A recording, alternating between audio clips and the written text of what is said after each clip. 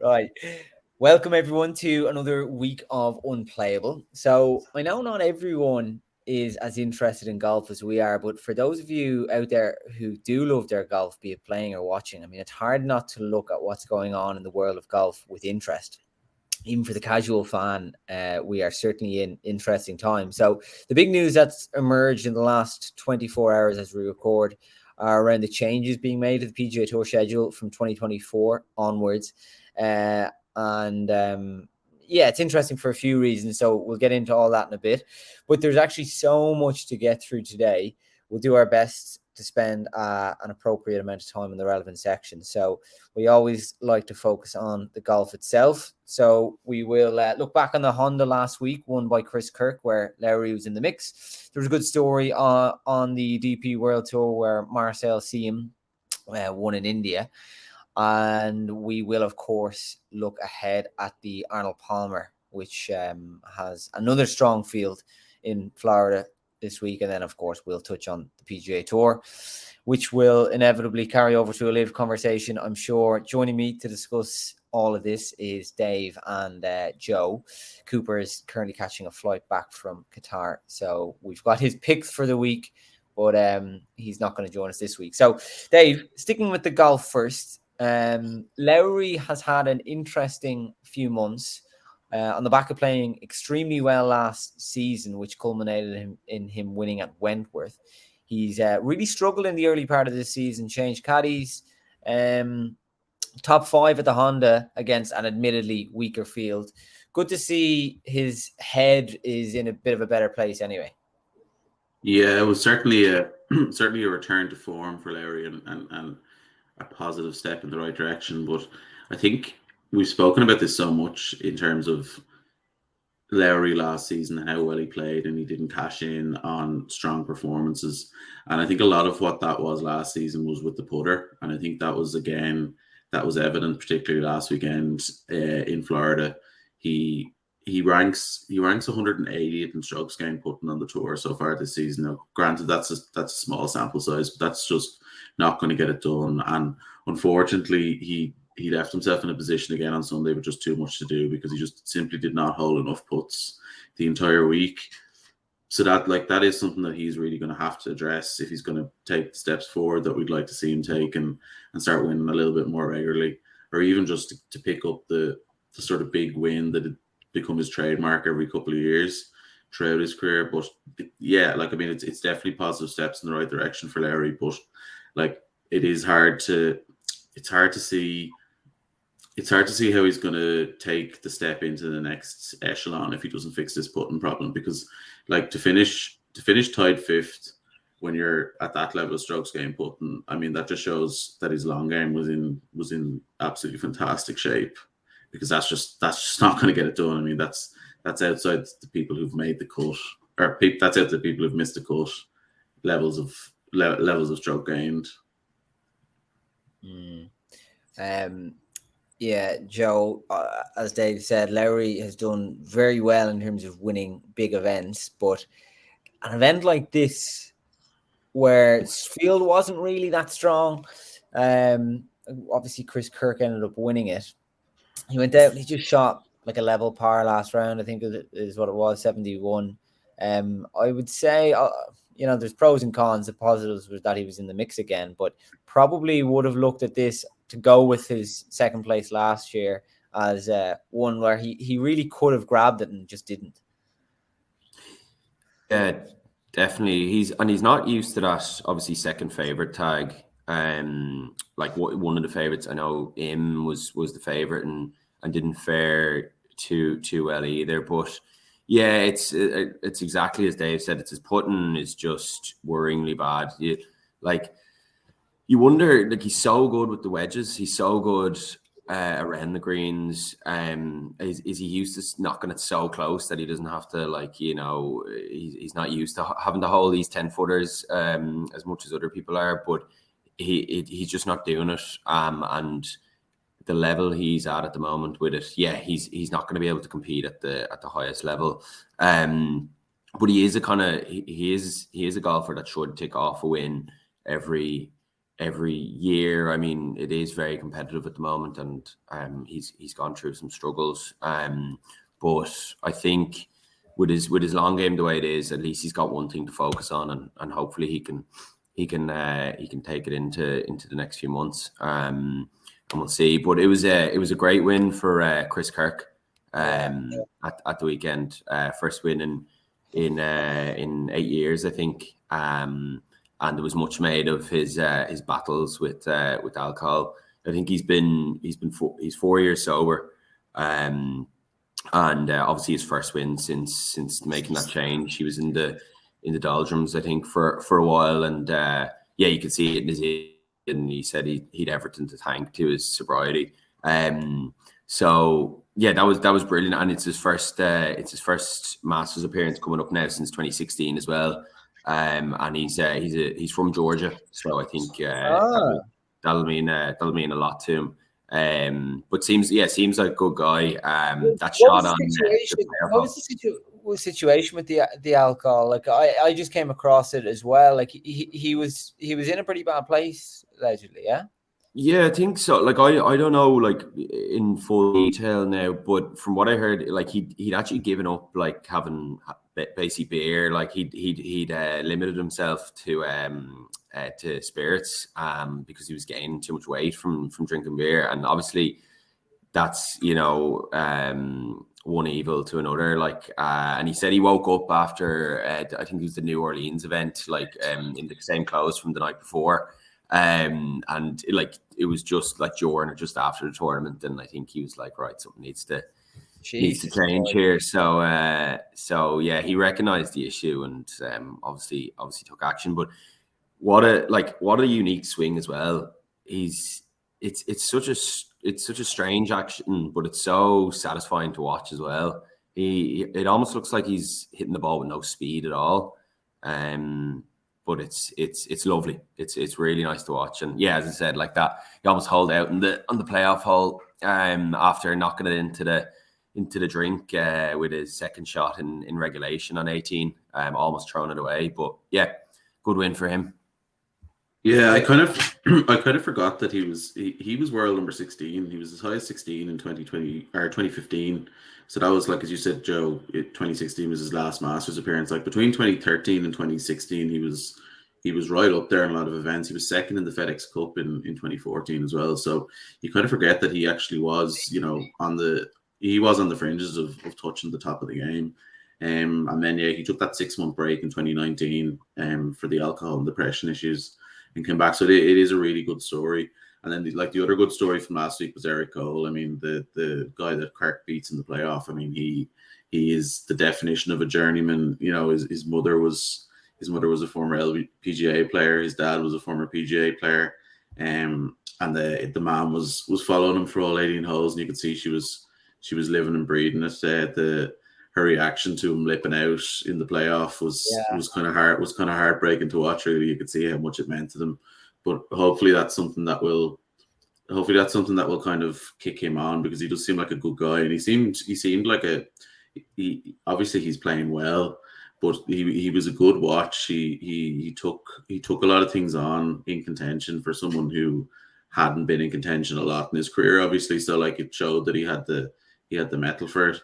Now that being said, like winning's a habit, and he has won an insane amount on mini tours and things. So like I did actually think that on Sunday, that obviously it's a completely different level, but the fact that like he'd gotten it done so many times, even at that level, kind of spoke volumes, I think, to the way he approached the situation and stayed in contention. And obviously I felt that kind of showed a good deal of mental fortitude, in the sense that he was obviously just able to apply that over to a bigger event, admittedly, but like not change his approach. And it almost paid dividends for him. Like I think he was probably a little bit unlucky in the playoff that Kirk, having been out of position, like absolutely stuck it. And then he having hit a good second shot into the back bunker, was probably unfortunate to be left in a position where his third shot was like semi-impossible to get it any closer than he did, which is to leave himself a 10-footer that he then lips out with.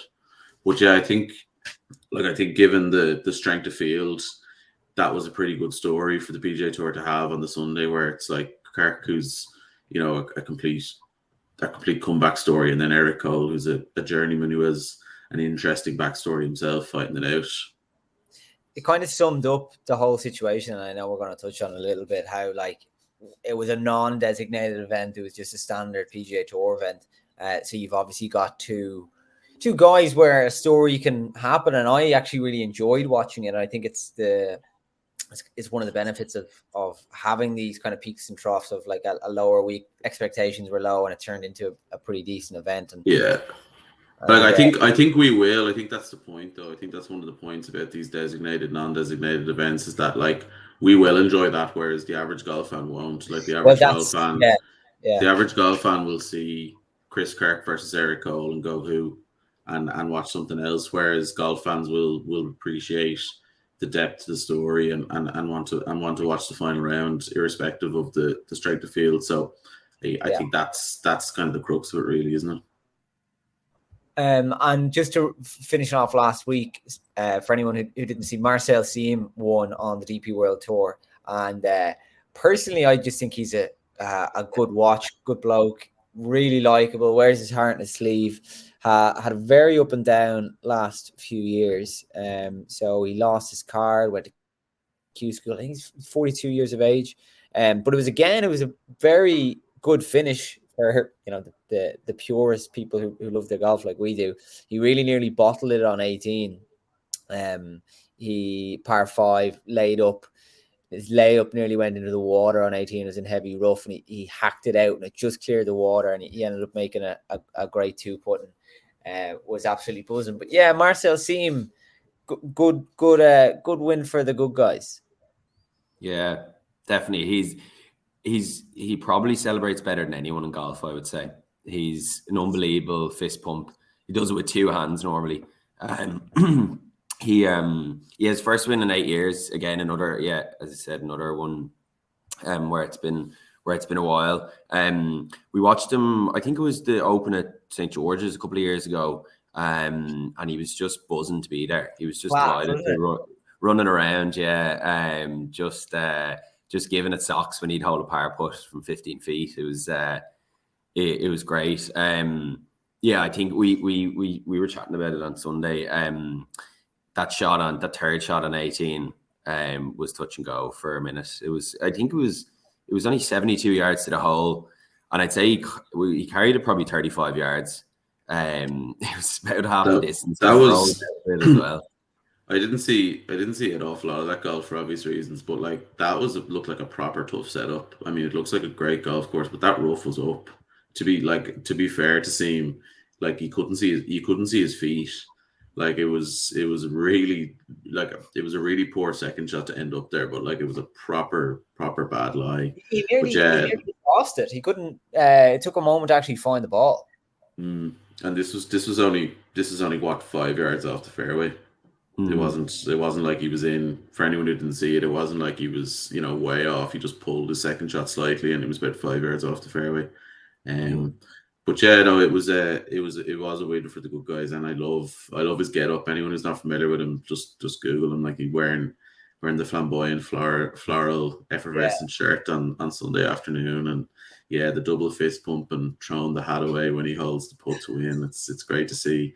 But something that's probably snuck under the radar here was his compatriot Yannick Paul was second, but he's now played his way into an automatic place in the Ryder Cup standings as things stand.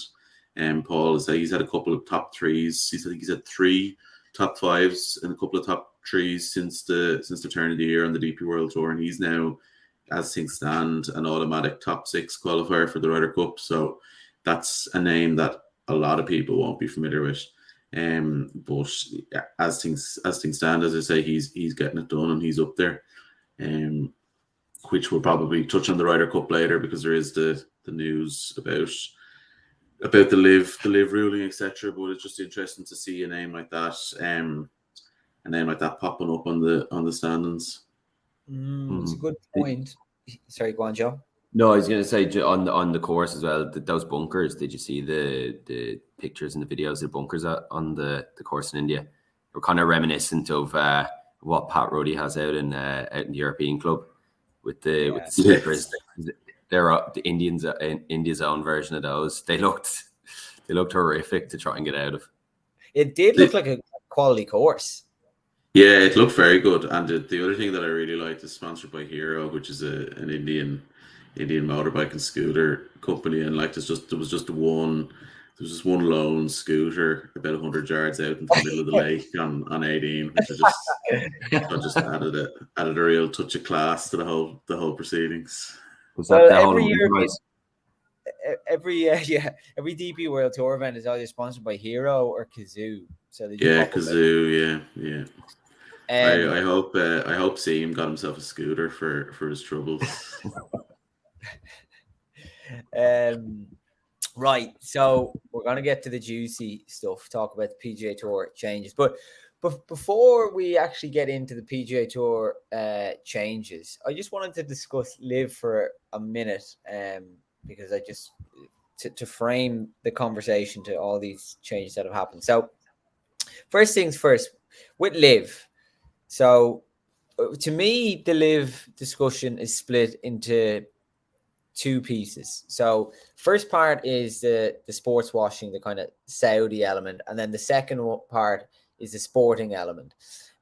Now, just to touch on the first part, the Saudi thing, I think last week it was noticeable that the Saudi influence was in the background of major sporting events all over the globe. We had Saudi-backed Newcastle playing in the Carabao Cup final. We had the most watched boxing match of 2023 with Jake Paul and Tommy Fury hosted in Saudi Arabia with Deontay Wilder and Mike Tyson and Cristiano Ronaldo all in attendance in the kingdom. And then we had, of course, LIV's first event of the season in Mexico. So clearly the sports washing element is huge issue, and Saudi's becoming more ingrained in sport in general all over the world, and I think we're all in agreement that that's a bad thing. But the second point, which I think is more relevant for our discussion, is the sporting element. So I listened to a very good podcast in the last few days called Freakonomics. It's hosted by a guy called Stephen Levitt, and he had Greg Norman on, and some of the listeners might have heard it. It was very good, but it was good because this guy Stephen Levitt kind of prefaced everything he was saying by saying that some of the things they were going to discuss would be facts and some would be opinion, and he did his very best to kind of make clear distinctions throughout about which was which. But he discussed the PGA Tour and whether it had become a monopoly, and he tried to tease out with Norman also the economic viability of LIV. But just the monopoly point, and I will get to my main point here. So he was talking about monopolies and saying how mostly they're bad, but there are some examples where monopolies are good, especially in a sporting sense. Like if you think of the Olympics or you think of the World Cup, it's good to have the best athletes competing against each other, and in that sense, monopolies are good. But the bad things about monopolies are that they hoard all extra profits, and they don't innovate fast enough. So if we look, he concluded at the end of the day, I mean, if you look at the PGA Tour, it's clearly been a monopoly for the last whatever amount of years. And since LIV has kind of come on the scene, things have just changed. And that's been good for pretty much everyone in golf. I mean, the players, the fans, the majors, and everyone in between. The only ones that have suffered has been the PGA Tour. And even they might start kind of thriving because they're becoming more innovative. So anyway, I know that's a bit of a rant on LIV, but what I'm kind of getting to is my argument here isn't necessarily pro LIV because of the Saudi point, but I'm more in the camp of, boys, like if LIV is so bad, why are the PGA Tour copying them? But wouldn't say they're copying them. I mean, they're certainly reacting to the biggest shift in golf in our lifetime for sure. Like I suppose to set the context with these designated events, they are going to reward the top players, that's for sure. But I think one of the key distinctions that I would see it with them automatically is that they still are going to be based on a meritocracy. You are still going to have to get there on your own bat, whether that's from winning tournaments, being in the top 30 in the world, being in the top 50 of the FedEx Cup the previous season, playing well in non-designated events in the same season. It's certainly reactionary. There's absolutely no question about that. It's certainly something that the PGA Tour are doing, and I think one of the points you made there about they're not innovative enough because they haven't been because they've been a monopoly. I think this is something that probably wouldn't have changed if not for LIV. But they are still slightly different to the LIV model. There's no question about that. But also, this wouldn't have happened if they weren't worried about losing some more of their stars to LIV. Now, I'm not so sure they need to be as worried as they should have been a couple of years ago, or sorry, even a couple of months ago, because like LIV just isn't going well. There's no taking all emotion out of it. Just the facts will tell you that LIV is not going well. I mean, they had less than 300,000 viewers for their flagship kickoff event of the season at the weekend. The PGA Tour had over 2.5 million viewers for the Honda Classic final round, and as we said, that was an event that wasn't a designated event, didn't have an awful lot of recognizable names to the average viewer. Both of those events, just for anyone who's not aware, were shown on terrestrial TV in America, in the USA, like NBC and the CW network, and can both be accessed by the vast majority of homes. So most people who watch golf chose to watch the Honda Classic over LIV. These are the facts. But I mean, has LIV changed golf for the better for the players? Probably. I mean, they are going to be playing for higher amounts of money. Certainly, it's changed it for the top players. Whether it's changed it for the better for the average player who can't garner the fees that LIV have offered to the likes of Dustin Johnson, Koepka, DeChambeau, or the likes who can't get into the top 70, 78 that are going to be playing these ultra designated events going forward. Probably not. But I mean, the likes of Rory McIlroy for sure is better off. For as much as he's stood up against LIV, he's better off that LIV exists in terms of what's going to be going into his pocket going forward playing on the PGA Tour. Yeah, and I think it calls into question as well. I think the initial reaction to these changes, given that there's going to be no cuts in the new designated events next year, was negative. Because it just it did feel like a copy of LIV, and obviously Lee Westwood and Ian Poulter and the rest of them haven't taken long to come out and kind of highlight that point. But there is also an element of, if LIV never existed, would we be as kind of taken aback and kind of have reservations about these changes? Like, would we hate to see an event with 80 of the top guys in the world 10 times a year? Not so sure.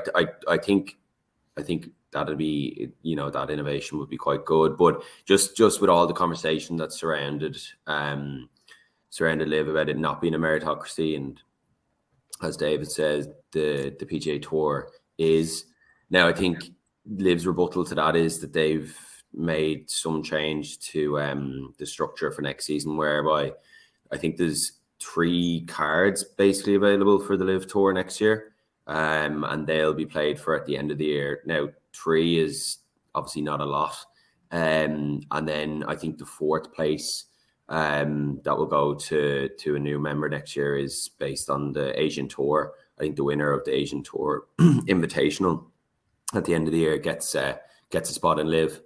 Sorry,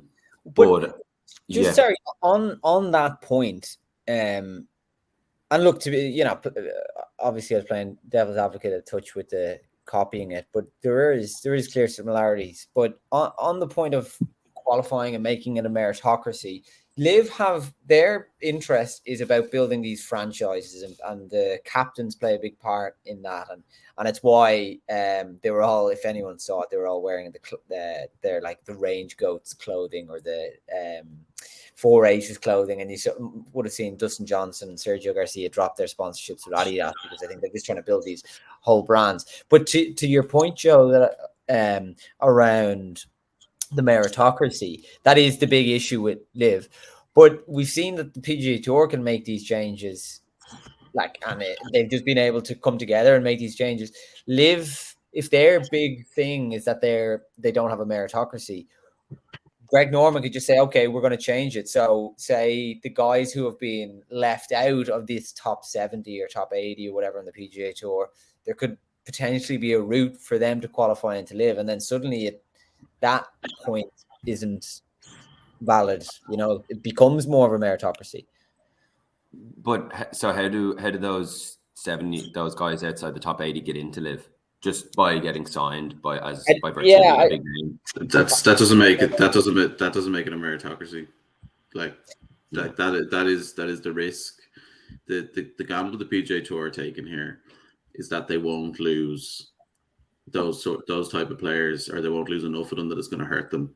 And they've basically put themselves in a position now where they feel like they're not going to lose any more big names. Like they've lost Cam Smith, they've lost Dustin Johnson, they've lost Ashambo, Koepka.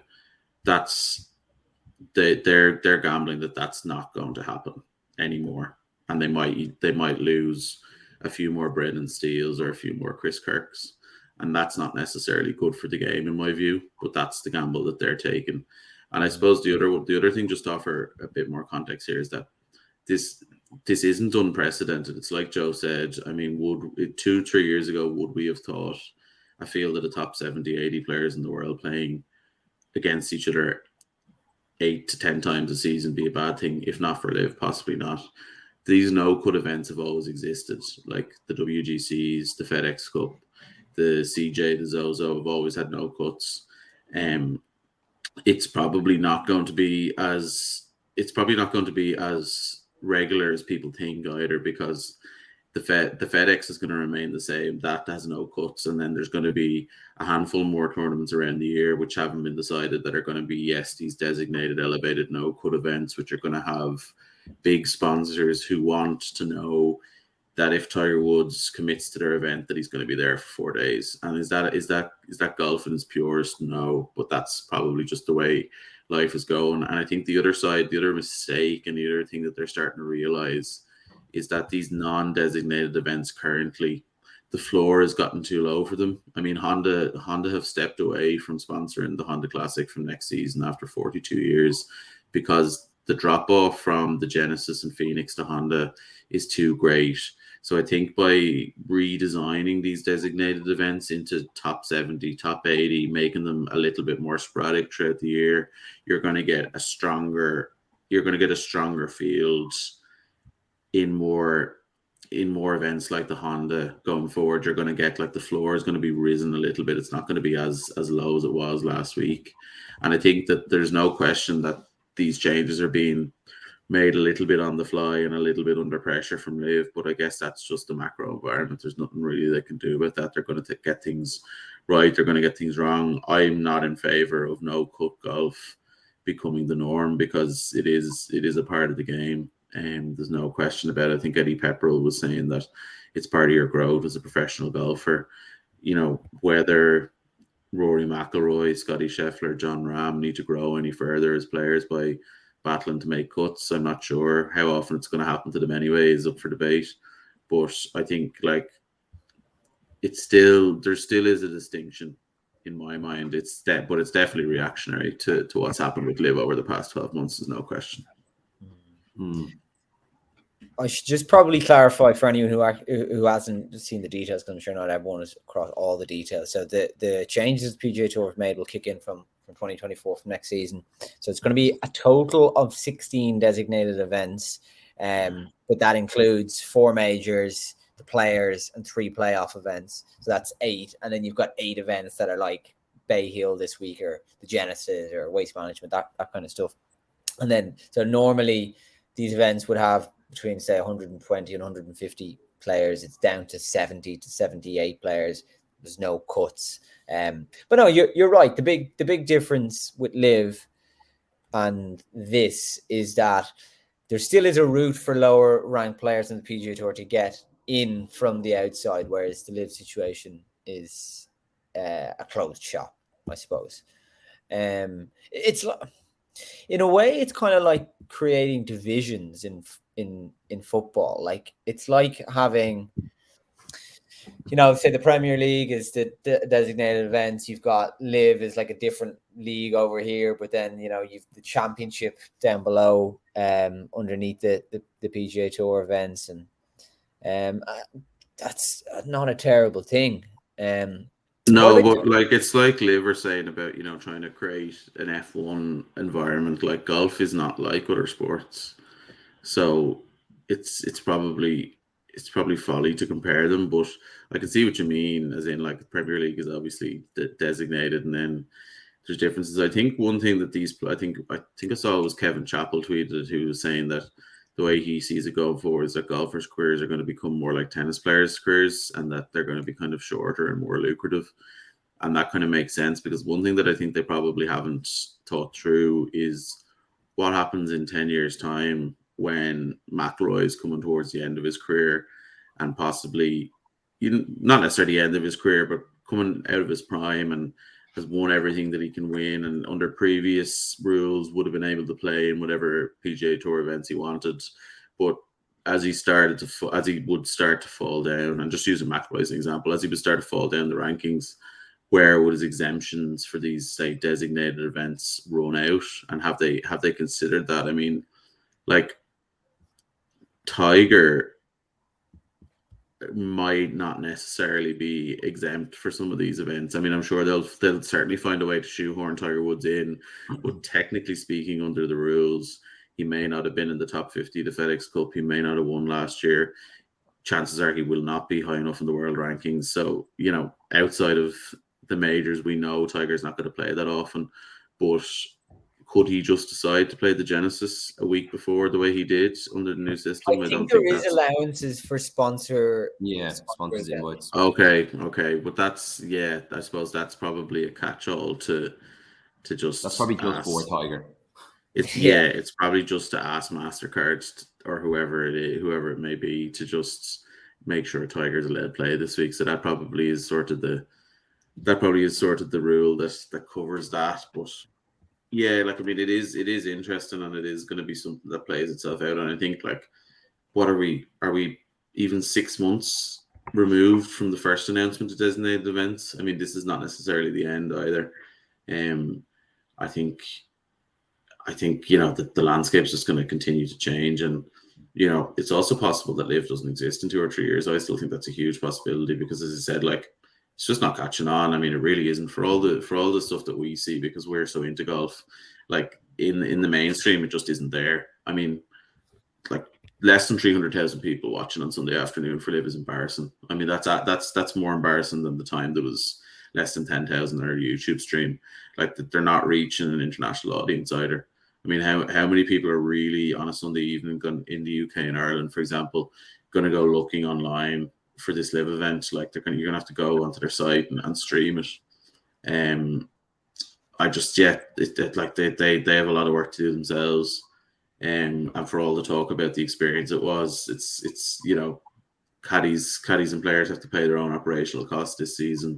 I don't think it's going to be as rosy on the tour itself either for some of these guys. Like, that's just that all that is not going to cut it. And also, like, you speak about the leaderboard at the PGA last week, and it was a good story with Chris Kirk. I mean, the LIV leaderboard was nothing to scream about. I mean, Charles Howell, as I said, it was like, does Charles Howell even exist? Apparently he does. I mean, it was like basically the remainder of the LIV field failed to get past the third level of career mode on Tiger Woods 2004. I mean, they've beaten Pops Masterson up in the Highlands, and now they can't get past Charles Howell and Mayakoba, so they're gonna have to reset themselves. Like, he's the definition of a journeyman, and he's blown them all away. And fair dues. Third on the all-time money list on PGA Tour earnings, which is crazy. 603 events. He's won 3 times on PGA Tour. Yeah. But the man who can't win has obviously won at LIV. Yeah. Well, look, I mean, Charles Howell is the definition of someone who has absolutely no grudge, or should have certainly no grudge to bear at the PGA Tour, given his lack of success and the amount of money he's earned. But here we are. The LIV boys are going to have to try and get past the Charles Howell level again when they tee it up the next time. I do think though that if you're shouting for the PGA Tour as much as we're giving out about changes, it's a win for the PGA Tour. It's a disaster for LIV, like what those decisions yesterday that they sent out. So just to further Dave's point, I think like there's a very good chance LIV doesn't exist in a few years, given like the only people they're going to get from these changes now, the only players are people like Westwood and Poulter, whose careers are going the opposite direction, who don't see themselves being able to break into the top 50 or, actually win on designated events. So it's probably going to be more the same, less of Cam Smiths and more of Westwoods and Poulters and the likes, I think. I suppose so. Yeah, it's going to be appealing to them. I think because anyone who's outside that top 50 or outside the top 10 FedEx Cup points, like majority of those guys on the periphery are going to see themselves as being capable of making it, and I think they'll have the hunger and aspiration to play in majors and the likes, and their best chance to do that will be obviously staying on the PGA Tour. I suppose I should caveat that when I say LIV might not exist in 2 or 3 years, I'm saying that because it's becoming apparent that the Saudis want this actually to be viable. They want it to be a business that makes a profit and doesn't just rely on them. I mean, they certainly have enough money to just bankroll it for the rest of the time if that's what they so choose. But they have made it quite clear now that this is actually a business venture that they want to succeed. So that's why it might not. That's why it might not be there in 2 or 3 years, because I mean they have an insane amount of work to do to make this better. Well, like the product is so bad, so bad. It doesn't appeal. It doesn't appeal to golfers. It doesn't appeal to golf fans. It doesn't appeal to the mainstream. So I mean, who exactly does this appeal to other than their bank accounts? Honestly, I mean, a couple of points there. In terms of why people or players on the PGA Tour rise to fame and people are actually interested is not just the money situation. And obviously the only thing that the LIV players are playing for is money. And that's the lack. I think that's why there's a lack of buy-in. Like there isn't something that happens at the end of Charles Hell winning apart from him collecting a big check. It doesn't mean anything else beyond that. So it's very hard to get buy-in from that. The second point I was going to make was listening to Greg Norman again talking about the thing on the Freakonomics podcast the other day, was he was putting all his eggs in the basket of these franchises. So he compared the example of the IPL, the Indian Cricket League, whatever, I'm not across it, but talked about the example of how Test cricket was the big thing, and the T20 came along, and he said that an Indian cricket team was recently bought or sold for $900 million. So, and that's over probably a 20-year period building that franchise up. But to your point, Dave, if that's what he's relying on, and if that's what the dependency is for this to be a success, can we see the range goats going for $1 billion? It's also a total fallacy. Like he clearly doesn't understand what he's talking about. Like I mean, while there are comparisons to be drawn from Test cricket versus 2020 cricket, to compare LIV as 2020 to PGA Tour's Test cricket is just it's utter nonsense. It's such a fallacy. And also like the IPL, the Indian Premier League, I am kind of more familiar with it. Like yes, it was established in 2006 or 2007. So like in less than 20 years, that has been the case. But there are a billion people in India, and every single one of them absolutely adores cricket. And that's just one country. Like cricket is one of the biggest sports in the world because of the sheer volume of people that are in India. Like it's not like it's honestly not something that is in any way comparable. Like there's just no like they had from day one of the IPL, they had 100,000 people going to games. Like and like the 54 holes versus 72 holes is not the same as Test cricket versus 2020 cricket. Like it's not. I mean, I'm not going to get into the intricacies of cricket, but like just trust me, it's not. So like if that's what he's relying on, that's even worse, to be honest. And also the other thing is, and I'm, like I don't want to get into the I don't want to get off into too much of a tangent, but just to reference the football that you mentioned, Con, like Newcastle, yes, they are backed by Saudi now, but like Newcastle are a recognized football club. They're a recognized area in England. Like people are better able to separate themselves from the fact that Newcastle were taken over by Saudi and appreciate that they were going for their first domestic trophy in 67 years last Sunday. Like the Range Goats versus Newcastle Football Club is not a thing. Like, do you know what I mean? And people. And sorry, just on what the point that I was trying to just get across there, though, was around the sports washing and how much. Oh, I know, but it's different, and people are able to separate themselves from it better because even people who might not agree with what the Saudi regime stands for and what the sports washing stands for, will still be able to appreciate that there were 40,000 Newcastle fans in Wembley last Sunday who hadn't seen them win a trophy in their lifetime, and be able to appreciate that the two things stand alone a bit better. But the only point I'm trying to make there is that like trying to equate LIV into these other spheres is a bit of a fallacy in my view. And if Norman genuinely believes that he has an IPL on his hands, I mean, he's totally delusional. What do we think of the European Tour for what these changes mean now? Yeah, it's a disaster for the European Tour, really. But it's another bad decision in terms of I think the strategic alliance that a few people have referenced it seems less and less like an alliance, obviously in favor of the DP World Tour. I think Richard Bland had made the point yesterday. Obviously, he's moved across to LIV, but he made the point that for the 10 guys that have got, that get their PGA Tour card from finishing, is it the top 10 place of the race to Dubai? Basically the 10 cards go, they get 10 PGA Tour cards, but those guys are not going to get access to the designated events unless they obviously win one of the non-designated events. So they're going to be playing for a lot less. So I think, as you said earlier, the two-tiered kind of system, it's become more like the Premier League and Championship. So I think the value of a PGA Tour card has just gone down overnight for guys like this.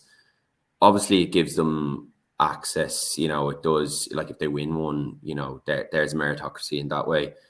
But it's just probably, it'll be interesting to see like the difference in points between a non-designated event and a kind of Italian Open, or a kind of, we know that the ranking points.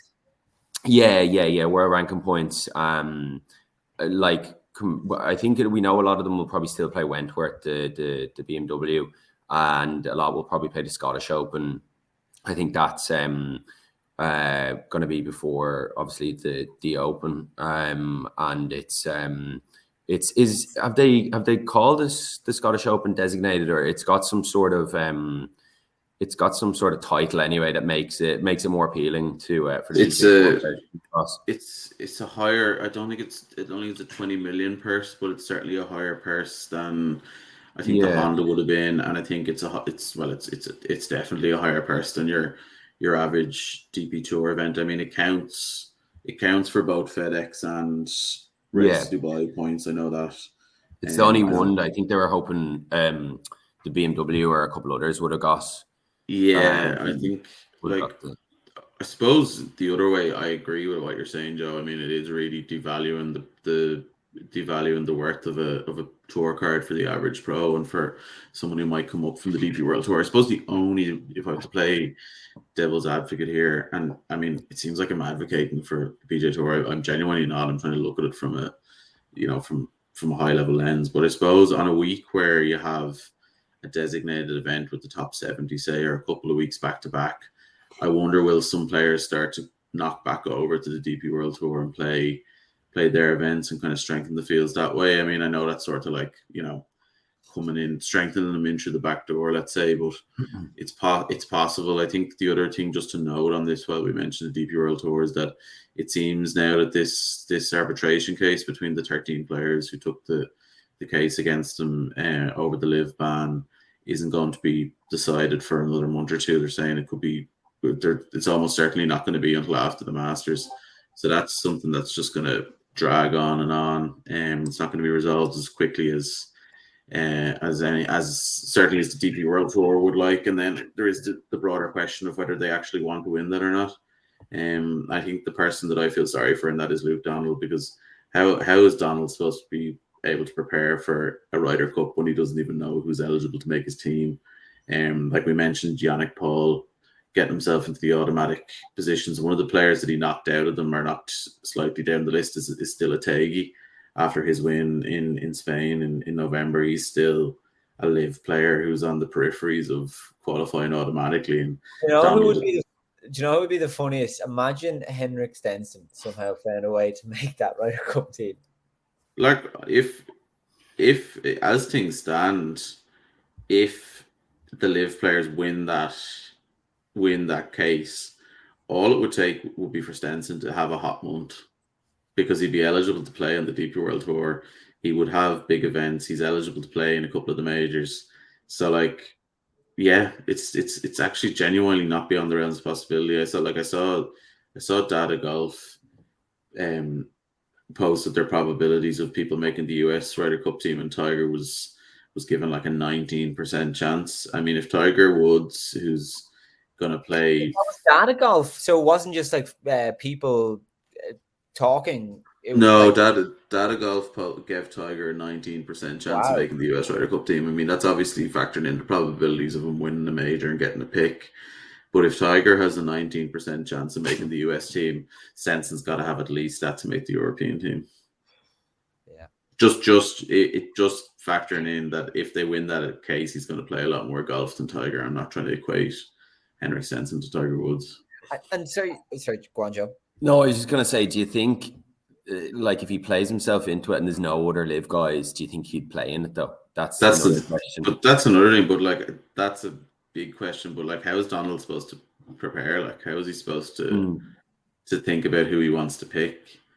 Like, it's an insane situation. But it obviously speaks volumes to the depth of the case. I mean, it's clearly not a cut and dry, black and white, no LIV players on the DP World Tour. There's obviously a lot more to consider here, because it's taken, like, we were supposed to have a decision on this by early March. It's the 2nd of March today. They're saying now it's going to be after the Masters, which is going to be mid-April at the earliest. Yeah, and Dave or Joe, one of you guys were saying is there some sort of rule change for the Ryder Cup, or were you just referencing the court case? Well, it'll be whether they can play in the Ryder Cup or not will be dependent on the outcome of that case. Because if they're banned, because if they're banned off the DP World Tour, then they're not eligible for the Ryder Cup. Whereas if they are allowed to play in the DP World Tour, then they have as much right to play in the Ryder Cup as anybody if they qualify or get picked. Yeah, cool. Sorry, just clarifying that. Right. Okay. Well, let's park that and look at the week ahead, because we've actually got a very good elevated event this week at the Arnold Palmer. So it's the 4th elevated event of the season. There's going to be 44 of the world's top 50. Tiger has won here 8 times. Now, he's not playing this week, but it's a pretty iconic venue. Can get very windy and has kind of long, thick rough. It's been a great event over the last few years. What are we thinking going into it, gents?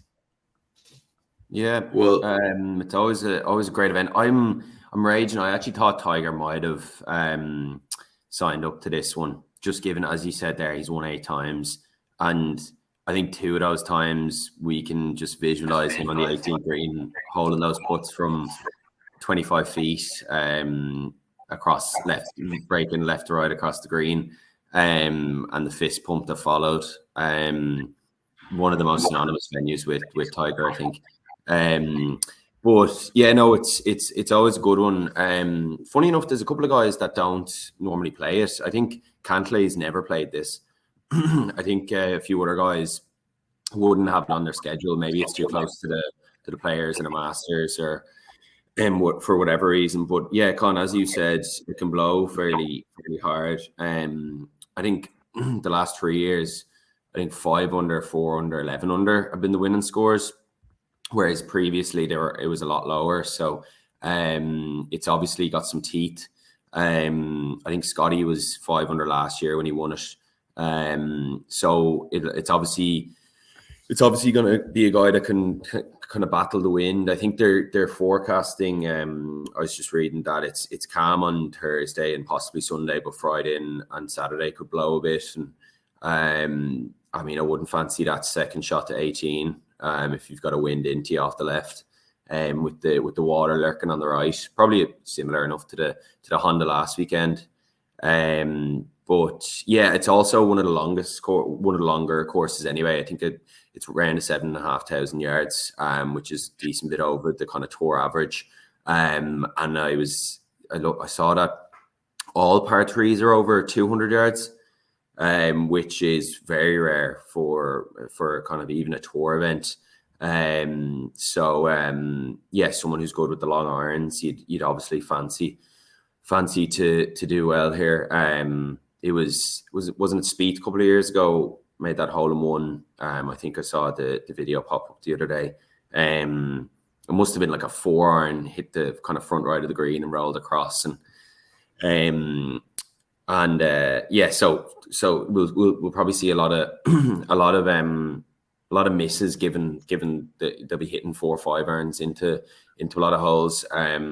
But yeah, it's always a good event and associated obviously with Arnold Palmer, so it's got that kind of added kind of incentive, I think, for players. Yeah, I was reading that a new superintendent took over Bay Hill in 2019, and he has a USGA background. So I think since then it's playing a lot tougher. I think he's certainly let the rough grow up for this week a lot more. I think he's increased the runoff areas around greens, but in areas where there is rough, it is thicker. So it is sort of a course now that tests all of your game and certainly tests your patience.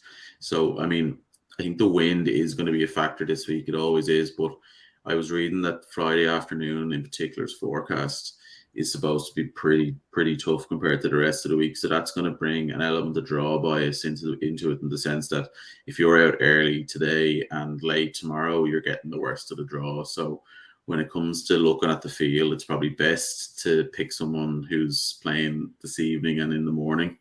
But yeah, it is one of the iconic events that you think of when you think of like outside of the majors on the PGA Tour.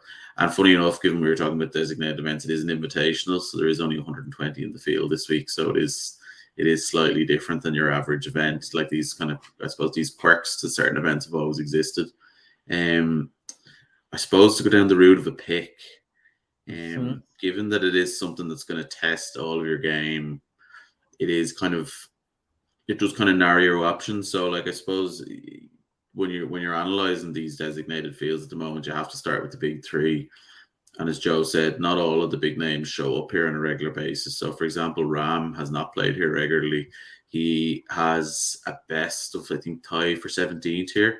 And I know John Rahm is the hottest player on the planet, but he's also never won in Florida. So given that he doesn't have an insane amount of course experience and hasn't won on this swing before, I've decided to discount him at the low price. Then Scotty is in the draw, is in the wrong side of the draw, if you believe the forecast. So that's why I'm going to discount him.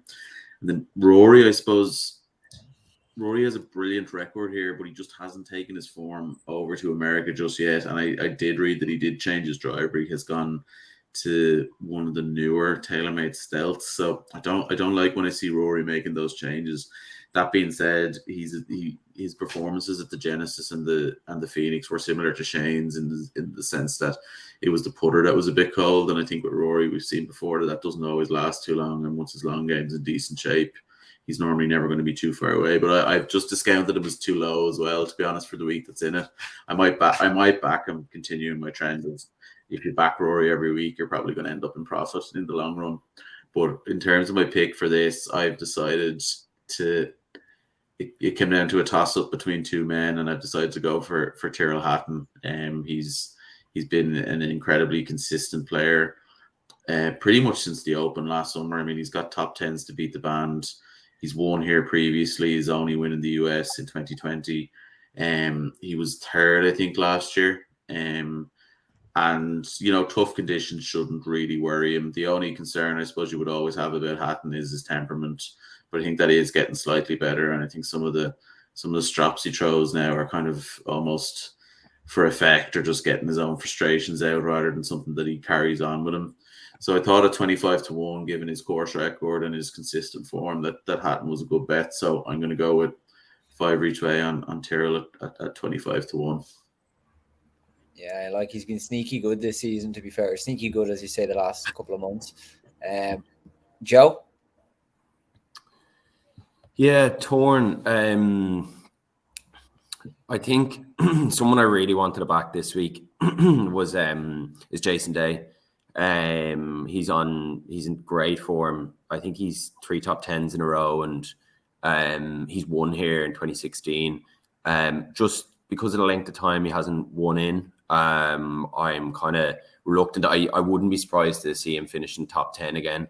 And it's great. Yeah, it's great to see him kind of back in form.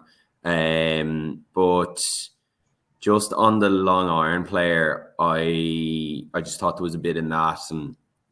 And Colin Morikawa, obviously one of the best iron players in the world. He's a second, a third, and a sixth this year. Now miscutting his other event, but that is obviously showing great form. He struggled to get it over the line, obviously. The Century Tournament champions against Ram, he obviously threw it away. And then I think against Rory in the CJ Cup the year before last. So he's probably got a few scars there, but I think it's only a matter of time before he does. And I think he's been knocking at the door. If he can get the putter hot, the rest of his game is just incredible. Probably my favorite iron swing to watch, definitely. So I'm going to go with Morikawa, 16-1. Right, so we've Tyrrell Hatton, we've got Morikawa. I don't like the way that, just for the record, that Given McGowan is leading the stands. I don't like that he gets the benefit of hearing our logic. I think one of these weeks he's going to have to go first, because it is a little bit just coincidental, I would say. Dave, don't be sour. I'm top dog. McGowan's checking the draw now for Thursday. Friday morning. I didn't actually look at that. No, I made my picks up long time ago. Also, I'll add in Cooper recorded his pick, and I'll try to insert it in here somewhere. But my one, to be fair, no one wants to hear who he's picking. Yeah. Cooper's languishing there at barely making cuts. He's absolutely zero fortune so far. He'll be delighted to hear about the designated events having no cuts next year. I can't say anything either. So Cooper's basically having a mare. So you can ignore whatever he says until he proves us wrong. But what was I going to say? So my tip, well, see, I'm in a very strong commanding position at the top of our leaderboard, so I can kind of play a bit of safety. I wouldn't get too carried away. I mean, you're one place, or you're one win away from one of us from being ousted. And as I say, you've got the benefit of the insight that myself and Joe have to offer every week, and then you've just taken that, and you can see, for those of you who are watching YouTube, you can see in the background of his glasses that he's got green up there on the screen. He's clearly looking at the draw here. Absolutely not. My pick for the week is Rory McIlroy. So he's 9-1, which is not a great price. So John Ram is 6-1. Rory's I got him at 9. But He's had 7 top 10s around Bay Hill. He's won here in 2016. He obviously won in Dubai earlier in the year. Dave's point around him not playing well the last couple of weeks, he hasn't transferred his form over to America. Absolutely true. He's been around 30th place in his last 2 events. But I remember last year, was it last year or the year before? He came here and his game was all over the place. He wasn't playing well and he still contended. He just likes this place. He likes Bay Hill. So it's a pretty safe bet. It's only 9 He just happens to play on the right side of the draw as well. What a coincidence! Yeah, what a coincidence. No, I actually do like McIlroy as a bet this week. I think I will back him separately. As I say, like it's putters what's let him down in those 2 previous events, and I just don't think that will last with him. And as I say, his course record is, and also Scheffler and Rahm have won designated events and he hasn't. So if anything's gonna drive him on, then I think it's gonna be that. Yeah, I wouldn't be surprised. I'd love to see it as well. Except for the fact that now Con has ruined it for me. That if he does listen to his nonsense. But anyway, I think another honourable mention. I said I did toss up the other one for the record that I was thinking of was Zalatoris, because he just, as I say, if you compare this to a US Open test, you've seen what he's done in US Opens over the last couple of years and getting himself into contention on tough courses. But I think you're better off with a watch and brief with him at the moment, because even though he did have a top finish in his last event, I think top 5 or 6 was it, he still is coming off that injury somewhat. So it's probably better to watch him do it once or twice and then maybe hit him for the Masters. I had the exact same thought process with Zalatoris. I looked at him and strongly considered him, but for the reasons you said, he had that back injury and he made some changes to his golf swing. And from a man who his ball striking has been incredible the last couple of years, when you hear he's had to make changes to the swing because of an injury, I'm not saying, to your point exactly, not saying that he won't come back and be really, really good, but I think it's just sit and watch for a little while before making the investment in Zalatoris. I think we're out of time, gents, so we'll have to leave it there. We'll check back in next week. For just one more point, I suppose, for those listeners, that if even despite McGowan's his buoyancy here, it is worth pointing out that even taking into consideration the mare that Cooper's been having, you would still be in profit if you'd followed our picks over the last few weeks. So don't take them lightly. We'll likely be talking about, we've been hitting the post here in terms of winners, but we've been getting solid places. So we'll likely be talking about a bit of success next week, hopefully. It's very true. We're actually in profit against the bookies over there since we started doing this, and reasonably so. And that is carrying Cooper. It has to be said. That is Gary Cooper's bad losses. Yeah. So pay attention. Right. Thanks everyone, and we will chat to you next week.